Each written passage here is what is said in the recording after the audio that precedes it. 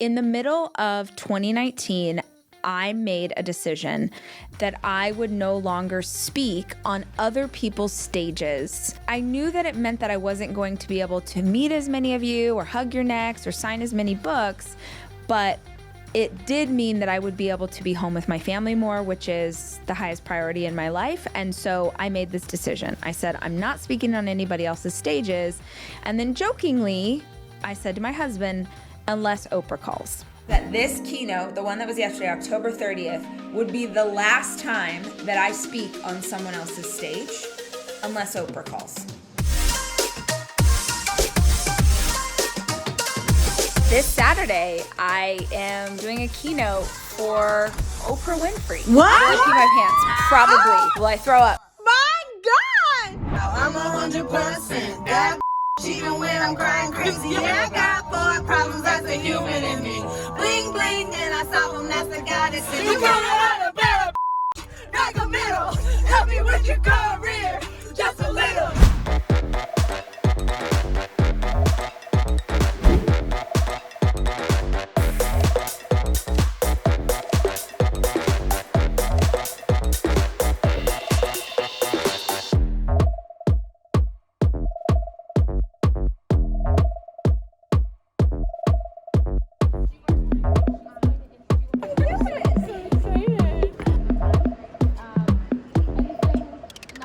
And then sometimes I talk really loud, and then sometimes I bring it in deep.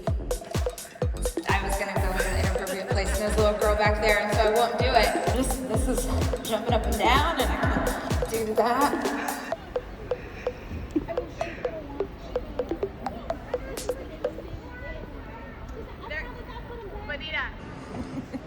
We'll find out.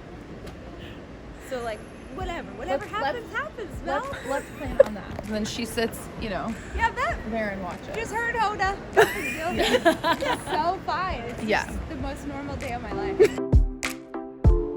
I have told myself for a month, she's not even gonna hear what you say. She's gonna be getting a touch up and eating a granola bar. She's not even. Not for 1 minute did I think she would listen to what I said.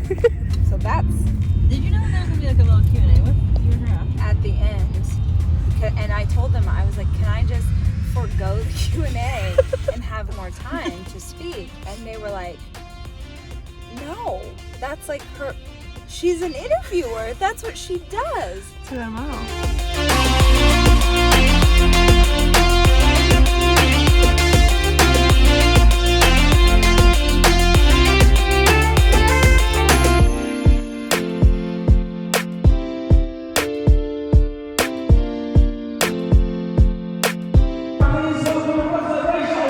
Let's go, Rach.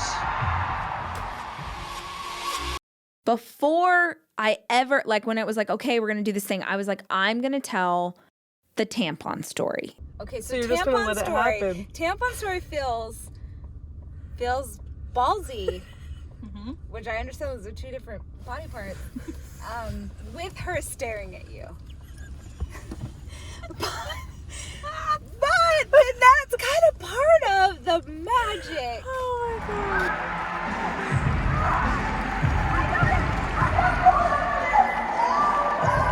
I intentionally start keynotes to new audiences by telling a funny story and embarrassing myself because I want you to know real fast, nope, I'm just a girl like you. So I'm sitting on Twitch, and I'm so freaked out by 4 kids. And right now you're like, oh wow, you chose to tell that story on Oprah's stage to 15,000 people who don't know you. There has been a foreign object living in my body for 3 weeks. And half the audience is dying laughing, and half the audience is like, what the hell is going on? But I'm committed. This is me, like the greatest showman. I'm like, you can't stop now. And you guys, she gets up from her seat. Oh my God. Look at her. If you look at him, it will steal every ounce of momentum you have built up. Okay?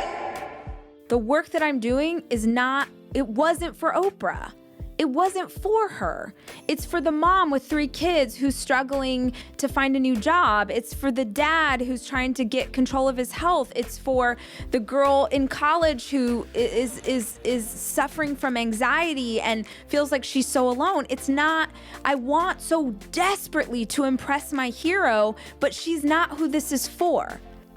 We continue talking, and the last question she asks me is, man, you've had this book, and she's talking about Girl Wash Your Face, and she said it's been on the New York Times for 84 weeks, and people just love it. And what do you think it is? Like, why do you think that people have just latched onto your voice and your teaching style? Like, what is it? Why do they like it so much?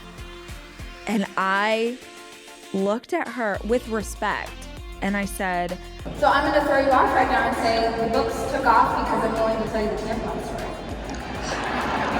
Because in a world where everything is so perfect, I raised my hand and said, I struggle with this, and I feel like a bad mom, and I was an alcoholic, and I didn't know how to have sex with my husband, and I said all the things that a lot of people are going through, and I think there is commonality. No matter how different we are more alike than we are different. We are. Girls,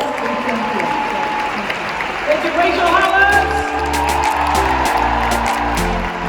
the only way that you're gonna elevate ever in your life, no matter how high up you are or how low down you are, is that you've got to put yourself in situations where you know you can fail, where you feel uncomfortable, where you have no idea how you're gonna get to the other side, and then you do.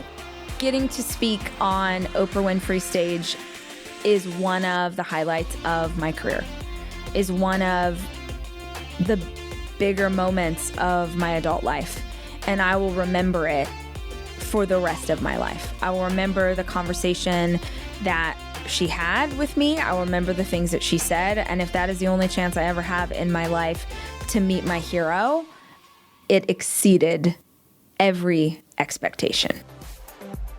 I hope that this was a helpful video, or maybe at least entertaining. If there's anything that you want to know that I didn't cover, be sure and comment below and let me know what it is. And also subscribe to the channel, hit that like button, but subscribe. So every time we post a new video, you get a notification. All right, guys, have a great week.